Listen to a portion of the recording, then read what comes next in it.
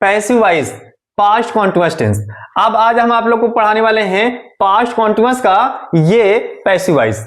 अब ये जो पास्ट कॉन्टिन्यूअस है ये बहुत ही आसान होने वाला है आप लोग के लिए। हम ऐसा इसलिए बोल रहे हैं क्योंकि इसके पहले जितने भी टेंस पढ़ा दिए हैं उनमें से एक टेंस ऐसा है जो बिल्कुल इसी के जैसा है, पास्ट कॉन्टिन्यूअस के जैसा है, या फिर कह सकते हैं कि वो जो टेंस है और ये जो पढ़ाने वाले टेंस है दोनों बहुत ही क्या है, सिमिलर हैं। अब कौन सा टेंस है? वो है present continuous tense. Present continuous और पास्ट कॉन्टिन्यूअस दोनों में बहुत ज्यादा सिमिलरिटीज है, चाहे वो टेंस को लेकर देखा जाए या फिर पैसिव वॉइस को लेकर देखा जाए। दोनों में डिफरेंसेस क्या है? सिर्फ यहां पर ये जो राइट है वाज वर, वहां पर क्या आ रहा था? इज, एम और आर आ रहा था, लेकिन यहां पर क्या है? वाज और वर है। बस इतना सा डिफरेंसेस है बस, बाकी और कोई भी डिफरेंसेस नहीं है। सेम टू सेम जैसे आप लोग वहां पर वो टेंस पढ़े थे, चाहे वो टेंस का था या पैसिव वॉइस का था, वैसे यहां पर भी आप लोग क्या सेम टू सेम ऐसे ही होगा। यहां पर कैसे? देखिए, अब इसको हम इरेज कर दे रहे हैं। इरेज क्या अपने माइंड में रखिएगा, जहां पर आप लोग यूज कर रहे थे इज, एम, जहां पर यूज कर रहे थे इज, एम दोनों का, उसके जगह पर आपको जो यूज करना है वाज का, और जहां पर आर यूज कर रहे थे वहां पर वर। बस इतना आप लोग अपने माइंड में रखिएगा, बाकी सारा कुछ ऑल ओवर क्या है, सेम टू सेम है। ठीक, अब देखिए यहां पर एक्टिव वॉइस क्या है? Subject, was, were and ING form of the verb, object and other word. ये था एक्टिव वॉइस, चाहे वो टेंस का हो या फिर हम पैसिव वॉइस बता रहे हैं तब पर भी, और टेंस पढ़ा रहे थे तब पर भी, दोनों का जो एक्टिव वॉइस है ये तो वही राइट करेंगे ना, सेम टू सेम वही रहेगा। अब देखिए एग्जांपल इसी के बिहाफ पर, सी वॉज वॉशिंग द क्लॉथ, ये हो गया एग्जांपल। अब यहां पर ये जो एक्टिव वॉइस है उसी के बिहाफ पर यहां पर हम पैसिव वॉइस का एक स्ट्रक्चर बना दिए हैं। स्ट्रक्चर क्या है? जो ऑब्जेक्ट रहेगा इसमें का एक्टिव वॉइस का, वो कन्वर्ट हो जाएगा किसमें? सब्जेक्ट में, और जो सब्जेक्ट रहेगा उसी के बिहाफ पर या फिर उसी के अकॉर्डिंग यहां पर वाज या फिर वर दोनों में से एक आएगा। और बीइंग का यूज चाहे या फिर अभी आगे हम बीइंग का यूज समझा रहे हैं, बाकी यहां पर plus being, third form of the verb, other words, by, और जो सब्जेक्ट रहता है एक्टिव वॉइस का वो कन्वर्ट हो जाएगा क्या? ऑब्जेक्ट में।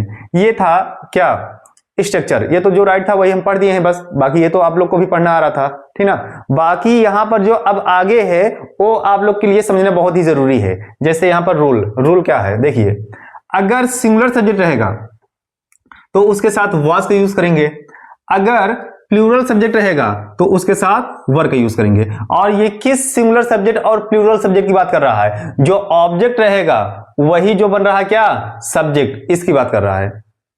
अब यहां पर बीइंग का यूज बोथ, चाहे वो सब्जेक्ट सिंगुलर हो या प्लूरल हो, दोनों के साथ बीइंग का यूज हम करेंगे। और रहा फॉर्म ऑफ द वर्ब, तो third form of the verb, चाहे वो सिंगुलर हो, प्लूरल है या फिर कुछ भी हो, सभी के साथ हम क्या यूज करेंगे? Third form of the verb का यूज करेंगे। इतना आप लोग को अगर समझ में आ गया होगा तो अब आगे हम बढ़ते हैं। अगर इतना समझ में आ गया है तो हम आगे बढ़ते हैं कहां पर? एग्जाम्पल की साइड में। एग्जाम्पल देखिए, पहला जो राइट किए हैं क्या है? She was washing the clothes in the river. अब यहां पर हमको पैसिव वॉइस बनाने के लिए सबसे पहले किसकी रिक्वायरमेंट्स रहती है? तो आप लोग बोलेंगे क्या? ऑब्जेक्ट की। हाँ, सही बात है। तो यहां पर ऑब्जेक्ट क्या है? The clothes. तो यहां पर हम राइट करेंगे द क्लॉथ्स। उसके बाद फिर हमारे माइंड में क्या क्लिक करना चाहिए? क्लिक यह करना चाहिए कि ये जो ऑब्जेक्ट है, जो सब्जेक्ट बना है, ये सिंगुलर है या प्लूरल है। तो देखा जाए तो ये क्या है? प्लूरल है। तो जो प्लूरल है, प्लूरल सब्जेक्ट के साथ क्या यूज होता है? वर। जो प्लूरल सब्जेक्ट है उसके साथ क्या यूज होगा? वर। तो यहां पर क्या आ जाएगा? वर। The clothes were.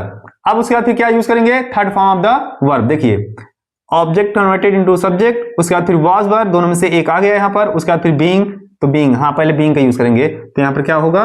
बीइंग। देखिए, ऑल ओवर किसके अकॉर्डिंग चल रहे हैं हम? जो स्ट्रक्चर है। अभी देखिए रॉन्ग कर देते ना, हम यहां पर यूज करने वाले थे क्या? Third form of the verb, लेकिन जहां पर स्ट्रक्चर राइट है वहां पर पहले आए तो पता चला कि हाँ अभी हम बीइंग का यूज किए ही नहीं है, तो यहां पर बीइंग का यूज हो गया। उसके बाद फिर third form of the verb washing, तो इसका जो थर्ड फॉर्म होगा क्या हो जाएगा? वॉश्ड। वॉश्ड हो गया। अब उसके बाद फिर अदर वर्ड्स में क्या? इन the river, in the river. अब उसके बाद फिर बाई, चलिए ठीक है बाई का यूज कर दिए। अब नेक्स्ट क्या करेंगे, जो सब्जेक्ट रहेगा वो बदल जाएगा किसमें, ऑब्जेक्ट में, तो सी है। अब जो सी है इसका जो ऑब्जेक्टिव केस होता है क्या होता है, हर। बहुत ही आसान है ना, आसानी से हो गया। देखिए अब यहां पर जो नेक्स्ट नंबर है वो निगेटिव का है। तो निगेटिव में सबसे पहले जैसे इसमें हम ऑब्जेक्ट का यूज किए थे सब्जेक्ट बनाने के लिए, तो वैसे इसमें भी जो ऑब्जेक्ट का यूज करेंगे सब्जेक्ट बनाने के लिए। तो यहां पर द गेम है तो क्या हो जाएगा, द गेम। ये सिंगुलर है तो यहां पर क्या आएगा, वॉज, द गेम वॉज।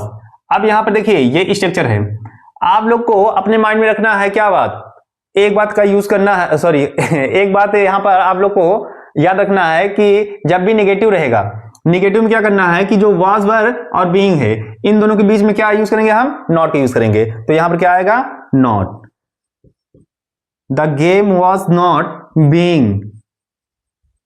देखिए यहां तक तो क्लियर हो गया ना, निगेटिव का जो बना रहे हैं यहां तक क्लियर हो गया। उसके बाद फिर क्या, प्लेइंग का थर्ड फॉर्म, तो क्या हो जाएगा, प्लेड।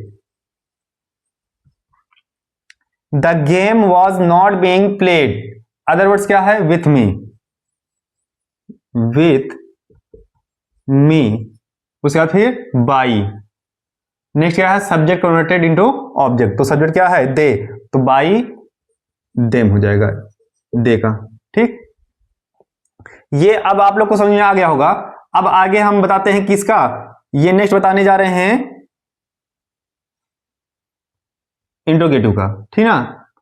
इंट्रोगेटिव का देखिए यहां पर क्या है, when were you solving this question. तो यहां पर क्या होगा, पहले क्वेश्चन वर्ड है तो क्वेश्चन वर्ड राइट कर देंगे व्हेन। उसका फिर क्या आया, जैसे यहां पर यू है तो यू के अकॉर्डिंग वर आया है, वैसे यहां पर दिस क्वेश्चन है, अब ये सिंगुलर है तो इसके अकॉर्डिंग क्या आना चाहिए, वॉज आना चाहिए।